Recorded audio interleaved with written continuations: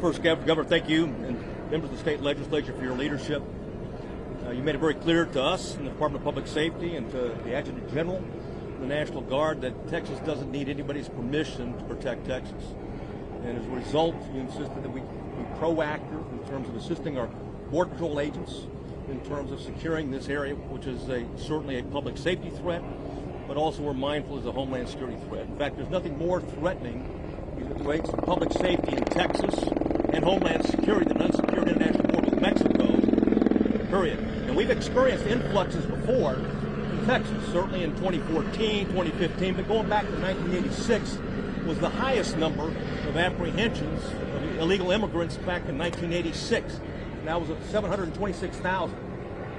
Today, we've reached the all-time high in Texas, and that's 1.1 million apprehensions, not including what you see over here. These numbers haven't been counted yet.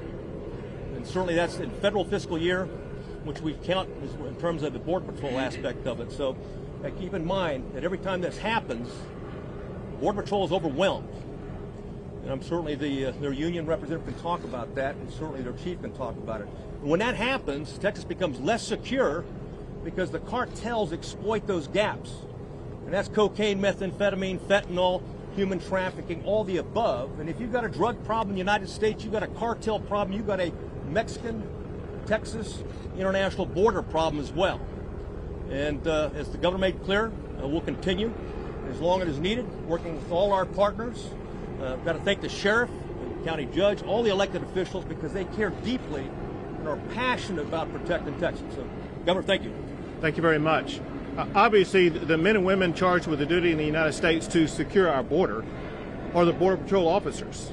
These Border Patrol officers are overwhelmed with the amount of work they are required to do, and they're suffering the consequences of an administration that is not providing them either the personnel or the resources they need.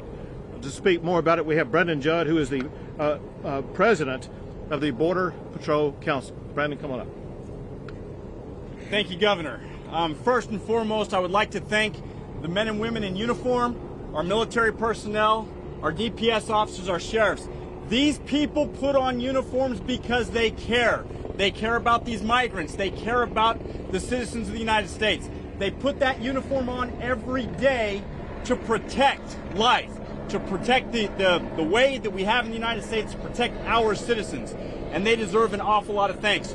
We have to give gratitude to Governor Abbott for sending DPS here. We saw something yesterday that we knew was going to happen.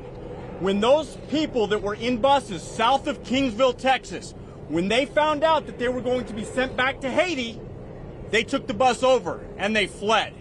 If it wasn't for the men and women in uniform, DPS officers, if it wasn't for that, we do not know what would happen right here under the bridge as word starts to spread that they potentially could be sent back to Haiti. If we don't ask the question, why are we here? What caused this? We won't fix this problem. The simple answer is catch and release. As long as we invite people to violate our laws, as long as we reward them for entering the country illegally and then releasing them into the United States with a de facto immigration status to where they can get work permits, to where they can send their children to school, where they have every right of a United States citizen, they're going to continue to come. We've seen that time and time again. We have to have the proper discussion. If we have that discussion, we can fix this problem. But until we fix this problem, we're going to continue to see scenes like this. We're going to continue to put pressure on Texas resources. We're going to continue to rob Peter to pay Paul. We're going to shift Border Patrol resources from already areas that are troubled like Tucson, and we're going to send them out here. We're going to shift resources from Laredo, shut down checkpoints. We're going to cede law enforcement operations to criminal cartels. The administration knew this was coming. On June 17th, they were warned.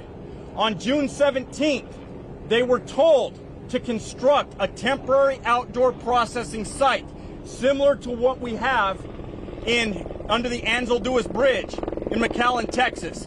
They ignored it. They ignored the warnings. And then we started to see larger and larger groups coming underneath the bridge and congregating to the point that we're here now. Had we have taken the proper steps, we wouldn't be discussing this right now today. But because we are, Texas has been stressed. The Border Patrol has been stressed. ICE has been stressed. The National Guard has been stressed. There are solutions to this problem. And what you see underneath the bridge, that is not humane. The Biden administration promised that they would have a humane process. That is not humane. It is humane to properly enforce our laws. It is humane to not just give lip service to an issue, but to actually follow it up with actions. That's what we haven't seen. And for that reason, I am grateful to General Norris. I'm grateful to Director McCraw, and I'm especially grateful to Governor Abbott for taking the lead on this issue, an issue that he doesn't have to take the lead on. But he does because he cares about the citizens of the state of Texas and the citizens of the United States. For that, Governor, thank you very much. Thank you.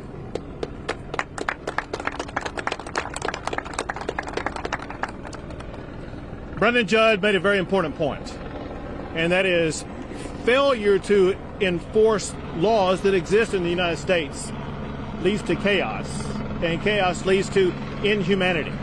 The Biden administration is a man-made disaster of inhumanity, of epic proportions. It must end. It must end immediately, and the way to end it is by the Biden administration stepping up and finally enforcing the immigration laws of the United States of America. I'll take a few questions. Governor, CNN is reporting that there are at least 30,000 Haitian migrants in Colombia right now that may be seeking up north. Can you address your concerns about that? And also, if you can speak to the conversations that your administration is having with the Mexican government about possibly interdicting migrants from Haiti? Sure.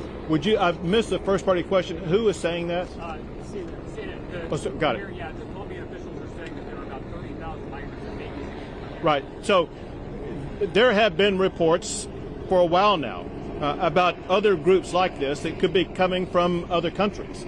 And that's exactly why we are here, because we want anybody who's thinking about coming to Texas, whether it be from Colombia or any other country, that Texas is going to be responding. We have the law enforcement, we have the funding, we have the strategies, whether it be here in Del Rio or any other location on the Texas border. If you are targeting Texas to come to, we're going to show up in force and shut down the border. We're not going to allow the disaster that we saw here in Del Rio to be replicated by additional caravans coming from wherever they may come from. Governor, first up, a quick question. We have heard that some hundreds of miles along this region are being outpatrolled. In fact, the whole thing is not even the police area. Are you concerned about that? And the second, we have heard of another caravan that's similar to this one in Reynosa being attempted to cross the locality.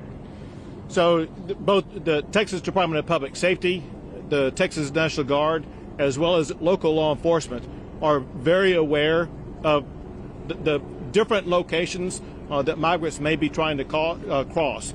Some are leaving this region, going to other regions either in Valverde County or in neighboring counties. And as a result, we are also moving resources to interdict those who may be trying to come in. We have heard information about the possibility of something like this happening in Reynosa, and DPS as well as the National Guard, they are working in collaboration with those on the U.S. side to make sure that we are going to be able to put up the resistance that is needed so that those communities don't suffer the same consequences that Del Rio did.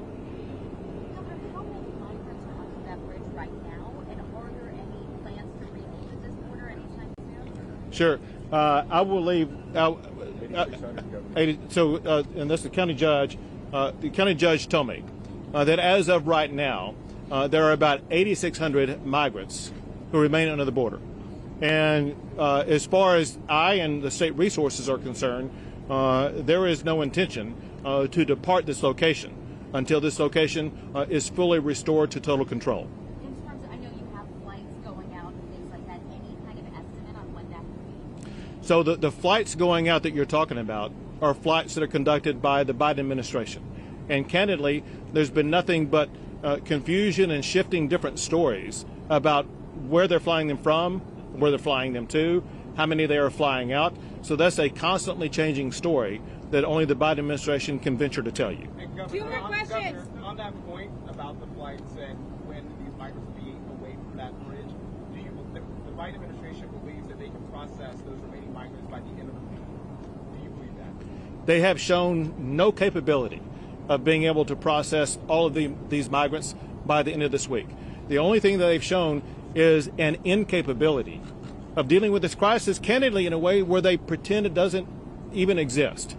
And we're here to tell you, it exists, it's total chaos. And the Biden administration, they need to up their game big time. Last question. The Secretary of Department of Homeland Security said that their response to the border here was commensurate with the need.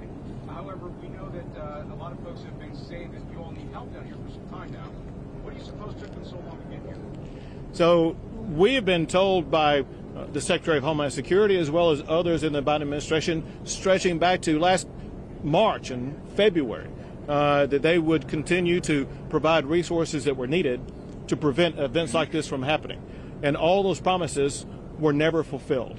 And as a result, it had to be the state of Texas, working in collaboration with our local partners, that steps up and provides the resources that are needed to staunch the flow of illegal immigration on our border, and we will continue that effort.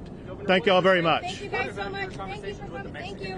Thank you so much. Can you tell us what the Q&A's status over. of the Thank you. disaster Thank you so much for coming. Are you Great. Can you tell us the disaster declaration? So yes, I obviously made a disaster declaration for a very valid reason, and that is if you look at what the financial strain and the healthcare strain and other strains that Valverde County is dealing with, as well as the additional counties around this area, there is a need for a presidential disaster declaration. I have not yet heard back from the Biden administration, and if you look at history, about every time I've made a request, they've been non-responsive to any requests I've made about needs along the border and helping these counties with the resources that they need because they're completely overrun. Great. Thank you guys. Thank you. Just by Beverly County, or is it the entire state? It encompasses the counties that are affected by the current surge. It is capable of being expanded to make sure that the state and the counties and the cities will receive the resources they need to be able to cope with the disaster caused by the Biden administration. Great. Thank you guys. That was the last question. Thank you so much. Thank you. All right, DPS can escort you guys back out. Thank you for coming.